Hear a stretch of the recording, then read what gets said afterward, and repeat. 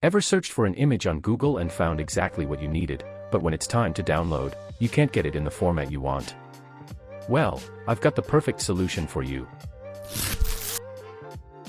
First, add the Imageye image downloader extension to your browser. Just open your browser, search for Imageye image downloader, and click on Add to Browser to get started.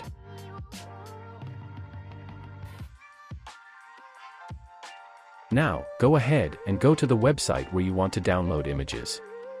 Once you're on the page, click the Imageye image downloader icon. The Imageye sidebar will now appear, showcasing all the images present on the web page. You can filter the results by size, layout, type, or URL to easily find the image you're looking for.